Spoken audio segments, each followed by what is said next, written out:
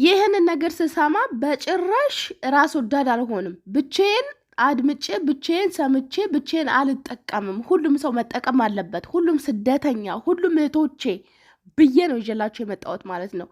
ይህንን ቪዲዮ አደራ አደራ አደራ ሁሉም መዳም ቤት ላሉት ሼር በማድረግ በየትኛውም በኩል ይሁን ግዴታ ሼር ለማድረግ ዩቲዩበር መሆን አይጠበቅባችሁም። ባለው ነገር ሼር አድርጋችሁ ለእህቶቻችን ለጓደኞቻችን አድርሱልኝ እላለሁኝ። ዛሬ ይዤላችሁ የመጣሁትን ቪዲዮ እውነቴን ነው የምላችሁ 100% በእርግጠኝነት እስከ መጨረሻው ድረስ ያዳመጠ ህይወቱን 100% ይቀይራል ብዬ ነው የማስበው።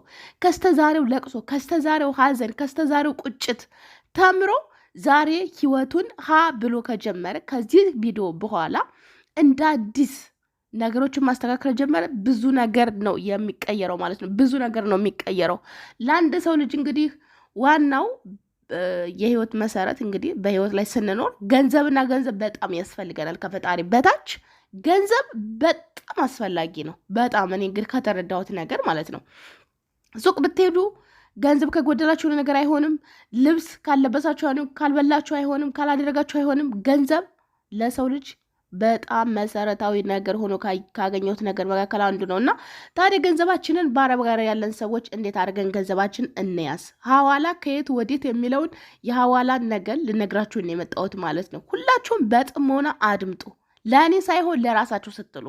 እንደገና ሌላው ነገር ማለት ነው ላይክ እያደረጋችሁኝ አይደለም። ሰሞኑን ጠፍቻለሁ። በዚህ ምክንያት ነው።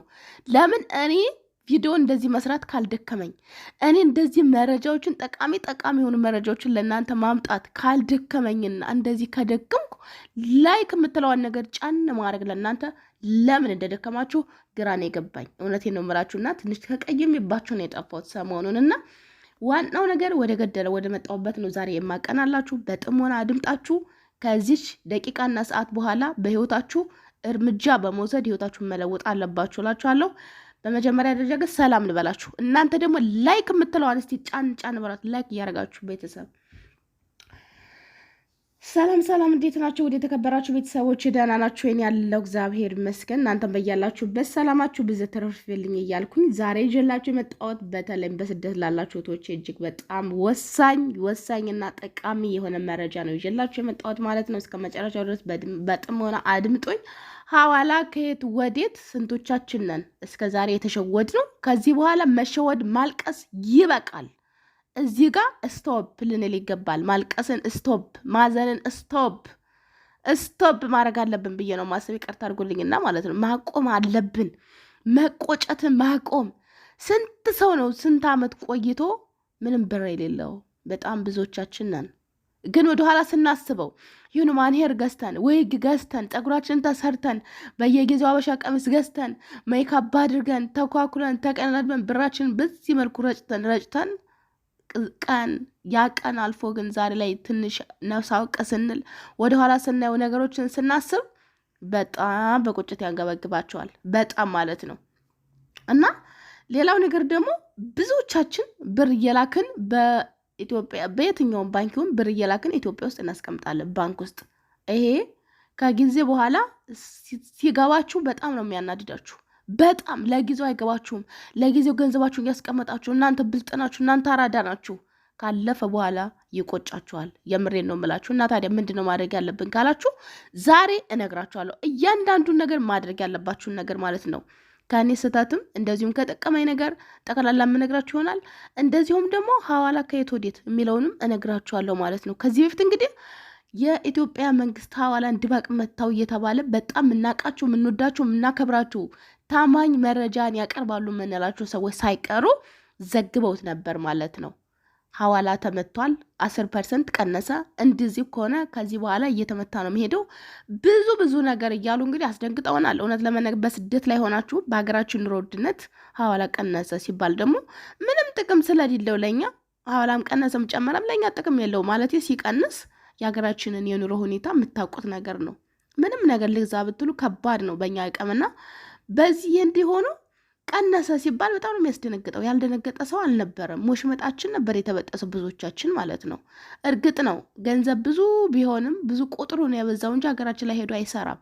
ቢሆንም ግን እንደ ሁኔታው ትኖራላችሁ። እንደ ጊዜው አስፈላጊነቱ ለእኛ ይጠቅመናል እና በወቅቱ እንግዲህ ጓደኞች አትደናገጡ፣ ምንም አዲስ ነገር የሚፈጠር የለም። አንዲት ጓደኛ የነበረች እንደውም አትላኪ ኢትዮጵያ እየላከች ለ7 ዓመት ለ8 ዓመት ገንዘብ ታስቀምጣለች ባንክ ውስጥ ምንም ነገር አልገዛችበትም። እና ከዚህ በኋላ አትላኪ፣ በቃ እዚሁ ብርሽን በድርሃም ቁጭ አድርገሽ ያዢና አገርሽ ልትሄጂ ወይ 2 ቀን ወይ 3 ቀን ሲቀርሽ ቀደም ብለሽ ልከሽ ከዚያ ትገቢያለሽ ብያት በስንት ጭቅጭቅ ገንዘቧን አጠራቅማ ነበር። እና በወቅቱ እንግዲህ የ3 ብር ምናምን ልዩነት ነው ያለውን። በጣም ቀነሰ ሲባል በጣም ነበር የከፋት። 48 ምናምን በገባበት ጊዜ ቀንሶ ወደ 43 ገባ ማለት 44 በነበረበት ጊዜ ነው አስታውሳለሁኝ።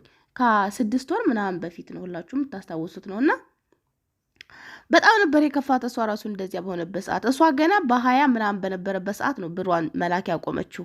ኦልሬዲ በጣም ብዙ ለውጥ አድርጋለች፣ በጣም ብዙ ተለውጣለች። ገብቷችኋል? ብዙ አትራፊ ነች። ከሀገራችን ኑሮ አንጻር ባንክ ልካችሁ ከምታስቀምጡት አንጻር ብዙ አትራፊ ነች። ቢሆንም ግን ለ3 ለ4 ብር እንደዚሁም ደግሞ ከሳምንት ከ2 ሳምንት ለሳምንት ለ2 ሳምንት ነው የቆየው ይሄ ነገር። ለዚህን ያክል ምን አለ ቀደም ብዬ በላኩት ኖሮ የሚል ቁጭት አድሮባት ነበረ። እና ቤተሰቦቼ በወቅቱ እኔ እሷን ለማረጋጋት በጣም ጥሬ ነበር። አይዞሽ፣ አትጨነቂ፣ እውነቴን ነው የምልሽ፣ ሐዋላም አይቆምም፣ ምንዛሬም በዚህ አይቀጥልም። አሁን ለጊዜው ወሬ ነው እንጂ ከወሬ ዘለለ ምንም አይፈጠርም። በጣም ብዙ ጥረት አድርጌ ለማረጋጋት ሞክሬ ነበር። እናንተንም ብዙ የተጨነቃችሁ ነበራችሁ። ምንም አይፈጠርም፣ ከዚህ በፊትም እኮ ተወርቷል ብዙ ነገር፣ አሁንም አዲስ ነገር የሚፈጠር ነገር የለምና አትጨናነቁ ብዬ በወቅቱ ተናግሬ ነበር፣ ታስታውሱ እንደሆነ ማለት ነው። ታዲያ የተናገርኩትም ጠብ አላለም ወደ መሬት። ይኸው ሐዋላ ከየት ወዴት የሚለውን ነገር ሁላችሁም ተመልከቱት። እንግዲህ ከ5 ወር ከ6 ወር በፊት ነው አስታውሳለሁ 44 ብር ነበረ። ከዚያ ወደ 41 ምናምን ነው የገባው። እና በጣም ብዙ ሰዎች ተቀባብሎት ነበር ይሄን መረጃ። ብዙ ሰዎች ተያዙ፣ እንደዚህ ሆነ እንደዚያ ሆነ፣ ብቻ ያው ዝርዝሩን የምታውቁት ነገር ነው። አሁን ታዲያ ሐዋላ የት ደረሰ? ሁላችሁም በየቤታችሁ የምታውቁት ነገር ነው ቤተሰቦቼ። ምን ያህል ከየት ወዴት እየሄድ እንደሆነ የምታውቁት ነገር ነው። እና የሐዋላውን ጉዳይ ሁላችሁም በያላችሁበት እንዳገራችሁ ሁኔታ የምታውቁት ነገር ነው። ምን ያህል እንደጨመረ በ6 ወር ውስጥ ወይንም ደግሞ በወራት ውስጥ ሳይሆን በየሳምንቱ በየወሩ እንደዚያ ነው እየጨመረ ያለው እንደምናየው ማለት ነው። በዚህ ሁኔታ ታዲያ ምንድነው ማድረግ ያለብን የሚለውን ወደ ገደሉ ሲገባላችሁ ለኛ የሚጠቅመን ነገር ምንድን ነው? በዚህ ሰዓት አገራችሁ ላይ ልካችሁ ብር የሆነ ነገር የማታረጉበት ከሆነ ወይ መሬት የማትገዙ ከሆነ ወይ ቤት ነገር የማትገዙ ከሆነ በቃ ብራችሁን በእጃችሁ ያዙ። የትኛውም ሀገር ሁኝ የትም በዶላርም በድርሃምም በሪያልም በምንም ብራችሁን በጥሬ ብር ያዙ ከቻላችሁ ማለት ነው። የምመክራችሁ ነገር ከቻላችሁ ያዙት። ለምን የምንዛሬ ሁኔታ እንደዚህ በገሰገሰ ቁጥር ሀገራችን ላይ ብሩ እናንተ ያስቀመጣችሁት ብር እየወደቀ እናንተ እየከሰራችሁ ነው የምትሄዱ። ባንክ ለባንኮቻችን ጥቅም አለ፣ ይጠቀማሉ፣ ይነግዱበታል። ለእናንተ ግን ጥቅም የለውም። ነገ ተቸግረሽ ተርበሽ የአንድ ዳቦ መግዣ በቸግርሽ እዚያ ባንክ ሄደሽ እኔ እኮ ለብዙ ጊዜ ይሄን ያህል ብር እናንተ ባንክ ውስጥ አስቀምጫለሁና እባካችሁን የተወሰነ ብር ስጡ ብትያቸው እጅግራ ላይ ሰርተሽ ብይ ነው እንጂ ማንም ሰው የሚረዳሽ ሰው የለም። ማንም ሰው የሚረዳችሁ ሰው የለም። ስለዚህ እንደ ጊዜው ብልጥና አዋቂ መሆን አለባችሁ ብዬ አስባለሁኝ። እኔ በዘገይም የተወሰነ ነገር ነቅቻለሁ። እኔ የገባኝን እኔ ነቃሁበትን ነገር ደግሞ ሁላችሁም እንድትነቁለም። ብዙ ጊዜ ቤተሰብ ራሱ ቢሆን የማይመክር ቤተሰብ አለ።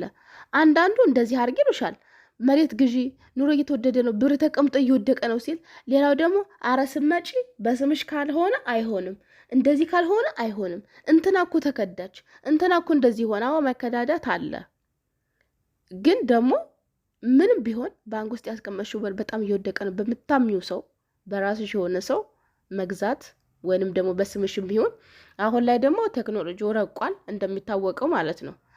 እናንተ ባላችሁበት ሀገር ሆናችሁ በኤምባሲ እንትን ውክልና ሰጥታችሁ መግዛት ይቻላል፣ በየትኛውም ሀገር ሆናችሁ ማለት ነው። እና ውድ ቤተሰቦች እህቶቼ፣ ፕሊስ ፕሊስ ፕሊስ ከዚህ በኋላ ንቁ። ማልቀስ ይብቃ። ይሄን ያህል ዓመት 40 ሀገር ሰርቼ ነበር እንደዚህ ሆንኩኝ፣ ታለቃ መሬት ሳልገዛ ብር የተቀምጠው ወደቀብኝ፣ ምን ላድርገው ምናምን ማለት ከዚህ በኋላ ይብቃ፣ ይብቃ ነው እኔ የምላችሁ። ባላችሁበት ሆናችሁ ብራችሁን ያዙ። በቃ ባላችሁበት ሆናችሁ ብራችሁን ከያዛችሁ እንደው እውነቴ ነው የምላችሁ አገር ቤት እንደውም ቦታ መሬትም ከመግዛት ብራችሁን ብትይዙት በጣም ጠቃሚ ነው። አትራፊ ናችሁ። በጣም ነው የምታተርፉት። የተረዳሁት ነገር ይሄንን ነው። አሁንም የምላችሁ ነገር ምንድነው ምንም የማታደርጉበት ከሆነ የሚቀመጥ ከሆነ እንደዚሁም ደግሞ ቦታን ብትገዙት መዘዙ ብዙ ነው። ብራችሁን ቁጭ አድርጋችሁ እራሳችሁ ሄዳችሁ መግዛት፣ እንደዚሁም ወርቃችሁን እየገዛችሁ በወርቅ ማስቀመጥ ማለት ነው። ወርቅ በጣም አትራፊ ነው። በጣም ነው የምትጠቀሙት። ከዚህ ሰዓትና ደቂቃ በኋላ ዴስጎ ወደ ለውጥ ተንቀሳቀሱ። በቃ ወርቃችሁን እየገዛችሁ በየ3 በየ4 ወራችሁ ወርቃችሁን ቁጭ ብራችሁን ቁጭ። እንደ ለምንድን ነው ሀገር ላይ ብር እየራካችሁ የምትማዘዙት የምትጨቃጨቁት? ይሄ እንደዚህ እኮ ነው። ያ መሬት ወዚያ ወጥቶ ራስ ምታት፣ በሽታ፣ ደም ግፊት ይበቃል፣ ይበቃል ነው የምላችሁ ቤተሰቦቼ። ከዚህ በኋላ ሁላችሁም መንቃት አለባችሁ። ብራችሁን አሁንም ቢሆን በአንድ ጊዜ የሚመጣ ለውጥ የለም። ቀስ በቀስ ግን እንዴት እንለወጥ፣ ምንድን ነው የቱ ነው ትክክል፣ የቱ ነበር ያጠፋሁት ብላችሁ ራሳችሁን ስብሰባ ጠርታችሁ ራሳችሁን አማክሩ ማለት ነው። የምሬን ነው መላችሁ። እኛ ዝም ብለን በየዋህነት እድሜያችንን መገብገፍና ከአንዱ ሀገር አንዱ ሀገር መሽከርከር ይበቃናል፣ ይበቃል። ስለዚህ ብልጥ ሁኑ። ከዚህ በኋላ ብራችሁን ባላችሁበት ያዙ። ምንዛሬ በጨመረ ቁጥር የሀገራችን ኑሮ እየወደቀ ነው የሚመጣው። ይሄ የታወቀ ነገር የምታውቁት ነገር ነው። የሀገራችን ኑሮ ለማንኛውም አበሻ የሚነገር አይደለም፣ የምታውቁት ነገር ስለሆነ። ስለዚህ በመጀመሪያ ደረጃ ብቻል ወርቃችሁን ግዝት፣ ባይቻል ደግሞ ብራችሁን ቁጭ አድርጋችሁ ከመሄዳችሁ ከ3 ቀን ወይ ከሳምንት በፊት ቀድማችሁ ልካችሁ እዚያ ሄዳችሁ በስማችሁ ጭቅጭቅ የሌለበት መዘዝ የሌለበት ምንም የሌለበት ራሳችሁ ገዝታችሁ ካርታችሁን አውጣጣችሁ ግልግል። በቃ እንደዚህ በጣም አሪፍ ነው እና ይሄን እላችኋለሁ። ሁላችሁ እባካችሁ ንቁ፣ ከእንቅልፋችሁ ንቁ። የእውነት ንቁ። መልፋት መድከም ብቻውን ዋጋ የለውምና ንቁ ላለሁ። በድጋሚ እስከምንገናኝ በያላችሁ በሰላማችሁ ይብዛልኝ። ይሄን ቪዲዮ እንደምትወዱት እርግጠኛ ነኝ። እስካሁን ድረስ እያዳመጣችሁ ከሆነ ደግሞ ወዳችሁታል። ላይክ እንዳይረሳ ላለሁ። በድጋሚ በጠቃሚ ቪዲዮ እስከምንገናኝ ድረስ ሰላማችሁ ይብዛልኝ። ቻው።